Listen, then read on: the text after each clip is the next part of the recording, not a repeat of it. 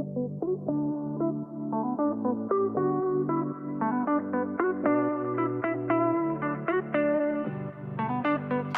back to the Deeper 2025 podcast, where it's our desire to help you to go deeper and to apply what you're reading in the Bible reading plan here.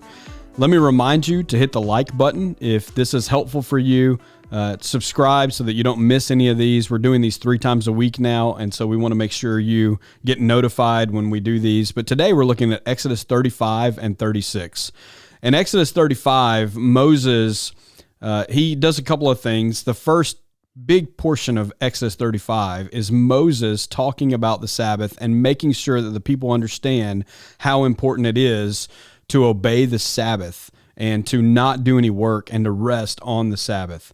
And then the second part of the Exodus 35 is the whole talk about a tabernacle and the construction of the tabernacle. What was the tabernacle? Well, if you remember, the Israelites were being punished by God for not believing that he could help them defeat the giants in the promised land. And so that whole generation was going to die off because the consequence was they weren't going to be able to inhabit the promised land until that generation died off. And so God still wanted to be worshiped. He still needed a place for his presence to reside. And so there was no temple. The temple came years later once they got into the promised land and Jerusalem was set up. But the tabernacle was the tent that the Israelites constructed, and it was a mobile temple, essentially. And even then, there were still very specific instructions about how the tabernacle would be constructed. And then he calls the people to just give the materials, give their skills, give of their resources to make sure that this tabernacle can be built that will really honor God and his presence. And so there's 2 guys that were filled with God's Spirit. They step up to the plate, Bezalel and Oholiab. And these 2 men were very skilled craftsmen, and they were appointed to oversee the work. In Exodus 36, we see this work continues and the giving continues. In fact, the people give so much that Moses tells them, hey, you stop giving, stop bringing offerings. You've given enough, you've given more than enough, stop bringing offerings. And so these 2 men begin to build the tabernacle exactly as God had commanded them to build it. What does that have anything to do with us today? Well, a couple of things. The first one comes from Moses when he's talking about the Sabbath. Honor the Sabbath. Now, for the Jews, even to this day, the Jews in Israel honor the Sabbath, and it's Saturday, and they don't do hardly anything. I remember being in Israel, and there is a Sabbath or a Shabbat, that's the Hebrew word, Shabbat, elevator. And they won't even touch an elevator button on Sabbath. And so they get in an elevator that will stop on every floor going up and every floor going down.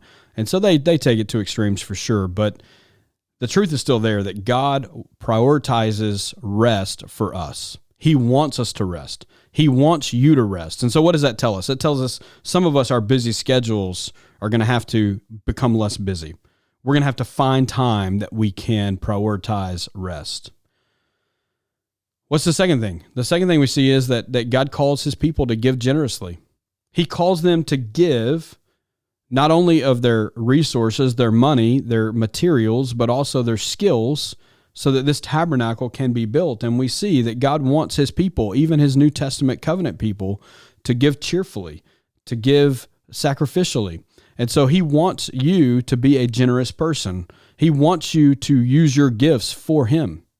Some of you have the gift of singing. Some of you have the gift of teaching. Some of you have the gift of serving. Some of you have the gift of administration and organization. God wants you to use your gift to honor him and honor his kingdom. But here's the last thing we see. It's that God provides abundantly. You see what happened? The people's giving exceeded what was needed to build the tabernacle. But as we see over and over and over throughout the Old Testament, God always provides abundantly for his people when they are walking in obedience to him. You know, Philippians 4 would tell us that when we will trust God that he's going to give abundantly, that he will supply all of our needs. Abundantly, he will supply for all of our needs if we'll just seek his kingdom first In fact, Jesus says that in Matthew chapter 6. Seek first my kingdom, and all these things will be added to you. And so we've just got to get the formula right when it comes to knowing that God wants to provide for his people, knowing that he wants us to be generous, knowing that he wants us to rest. And so today, prioritize rest. Now listen, this doesn't mean prioritize laziness. There's a difference between rest and laziness. God calls us to work, but he also calls us to rest. And so maybe today you need to prioritize rest. Maybe today you need to prioritize generosity.